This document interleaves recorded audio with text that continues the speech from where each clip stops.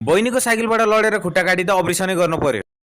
बिहानै 10 पुछ भनेर आज मेरो दिनको सुरुवात भयो। सानो गाउँदेखि सोशल मिडियामा केही गर्न सक्छु मैले भनेर हिँडेको यात्री हो म। आज मेरो मिनी ब्लगको डे 11।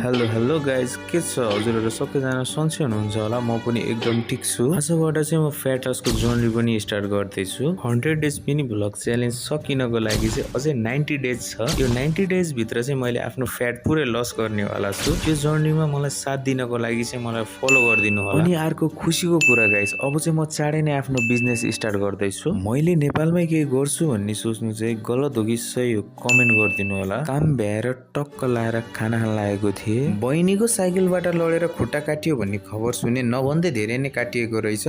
फटाफट अटोमा हालेर हामीले धनगढी नव हस्पिटल लिएर गयौँ। सुरुमा त खुट्टाको एक्सरे गरियो। एक्सरेको रिपोर्ट आइसकेपछि हामी सबैजनालाई तनाव भयो। तनाव किन भयो भने बहिनीको चाहिँ खुट्टाको अपरेसनै गर्न पर्ने भयो। बहिनीको खुट्टा अपरेसन गर्नको लागि बहिनीलाई अपरेसन थिएटरमा लगिसक्यो। हामीहरूलाई भने एकदम तनाव र छटपटी भइरहेको थियो के हुन्छ भनेर। थ्याङ्क्स गड, भगवानको कृपाले बहिनीको खुट्टाको अपरेसन पनि सक्सेस भयो। बहिनीको खुट्टाको कहाँनिर अपरेसन गरेको भन्ने सोचिरहनु भएको होला। बहिनीको खुट्टाको कान्छी औँलामा चाहिँ अपरेसन गरेको हो। म चाहिँ सबैजनालाई यही सुझाव दिन चाहन्छु, बच्चा जति नै घमण्डी गरोस्, रोस्, कराओस्, तर साइकल चाहिँ नदिनु होला। बहिनीलाई 2 दिनको लागि नोभा हस्पिटलमा भर्ना गरिएको छ। आजको लागि मिनी ब्लग यति नै। अब नेक्स्ट मिनी ब्लगमा भेटौँला। Bye by.